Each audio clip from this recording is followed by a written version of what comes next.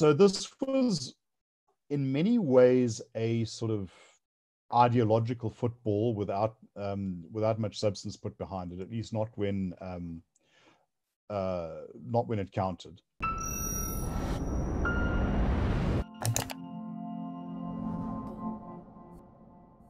As the debate around expropriation without compensation continues to rage this week, questions need to be asked about the reasons for the failure of land reform efforts post-1994.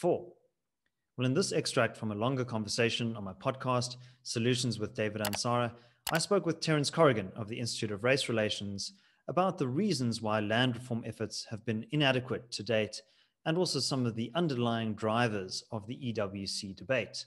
If you enjoyed this analysis, please give this video a like and subscribe to the channel. Enjoy. So Terence, what about existing land reform efforts on behalf of the government? Why have those failed? Well, failure is a very definitive word. I would say that they have not been as successful as would have been hoped. And I think the key reason for this is very prosaic, that it's never been a priority.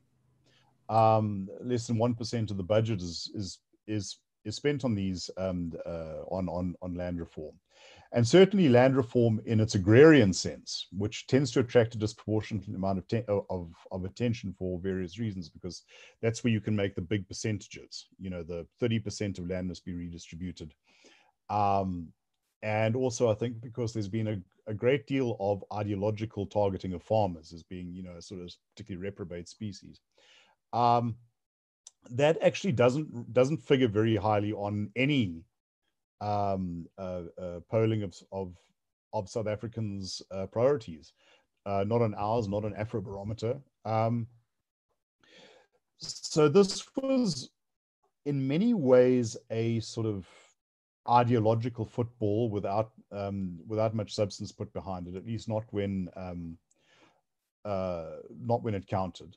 Enjoying this analysis? Click here to sign up for our 30-day free trial for more content from the CIA. And not where it counted. You know, there's a wonderful number that gets thrown around is that more is spent on VIP protection than on land redistribution. So in other words, to protect people like Becky Sele, you spend more money than you do on providing land to new aspirant farmers. So not a priority, and the systems that were in place to manage it were just chaotic. Restitution claims could linger for decades because the officials responsible for them simply didn't have the research or analytical skills to process them. I once heard somewhere, I can't verify this, but I don't have any particular reason to doubt it, that at one point there was nobody at the Land Claims Commission who could speak Afrikaans. Now, to look at documents from the 1920s, that would be a very useful skill. We have had land administration systems are extremely weak. The minister herself said just I think 2 months ago that it's clear that we have people who are really not up to the task. You also have, since about 2007 or so, the redistribution portion of the program has put the brakes on issuing titles. So it's all about leaseholding, and this has also created wonderful opportunities for corruption and abuse. So much so that I mean, actually, you can see many of these pathologies in action with what happened last year when it was announced that 700,000 hectares of land was going to be made available. It's all state-owned land, nobody there, you know, we can get this thing going. Well, it turns out there were many farmers, and some of them fairly successful land reform beneficiaries. Somehow someone down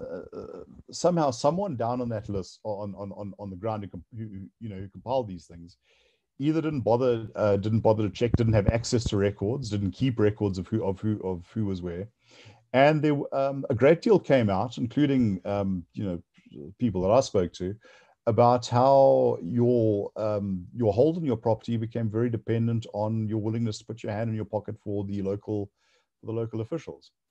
Well, all of these things together. Another thing, of course, was the lack of appropriate post-settlement support. In a sense, handing over land is the easiest part. Well, what do you do with it? The community property association model. I think this was very appealing to the state for various reasons. One, because frequently, especially in restitution cases, it had been communities as opposed to an individual who had been removed. So this was a way of handing it back communally. But then also, I think it feeded scratched a certain ideological itch about collective ownership as opposed to individual ownership.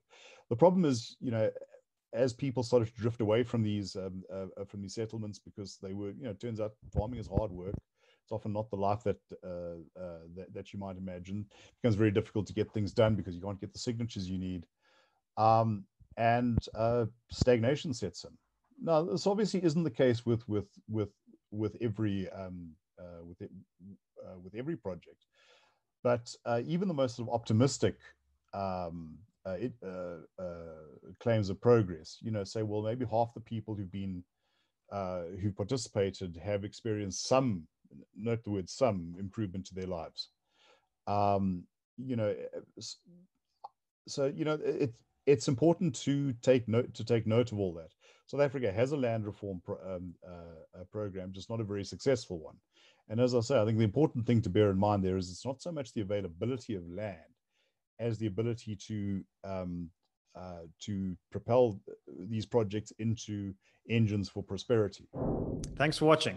If you enjoyed this discussion, you can watch the full conversation with Terence Corrigan on my podcast, Solutions with David Ansara. There are links in the description, the pinned comment, and also over here. And until next time, take care.